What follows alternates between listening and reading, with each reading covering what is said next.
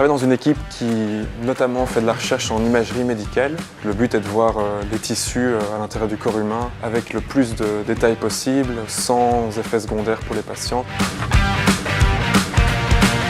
Je développe une technologie qui est basée sur l'IRM, en particulier l'IRM dite de diffusion, afin de voir les tissus du cerveau et plus spécifiquement de la matière blanche qui se trouve à la fois dans le cerveau et dans la moelle épinière. C'est en fait une technique qui permet de mesurer en moyenne la facilité avec laquelle les molécules d'eau, qui se trouvent partout dans le corps et donc y compris dans les tissus du cerveau, peuvent diffuser, en fait se déplacer. Comme la matière blanche est assez fibreuse, les molécules d'eau auront plutôt tendance à s'écouler et à diffuser le long des fibres que perpendiculairement à l'axe de ces fibres. Et donc ça nous permet de reconstruire un petit peu, à partir des mesures IRM, la configuration des tissus, leur taille, leur orientation, pour qu'après les médecins, les psychiatres, puissent utiliser cette information-là et adapter leur diagnostic, leur traitement. Alors il y a plusieurs maladies qui sont liées à des problèmes au niveau de la matière blanche.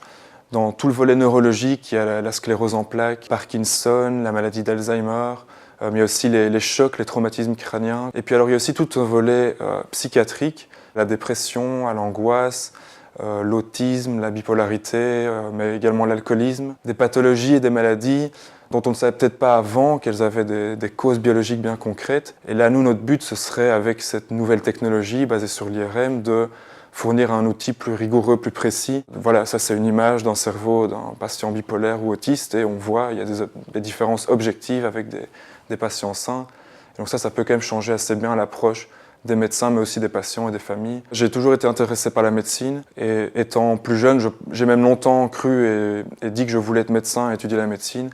Et puis je me suis rendu compte que c'était plus les mathématiques, la physique qui m'intéressaient. Donc c'est pour ça que je me suis dirigé plus vers des études d'ingénieur, mais sans jamais perdre de vue que les applications médicales m'intéressaient. Et donc quand j'ai eu l'occasion de faire un mémoire et puis un doctorat, j'ai pas hésité.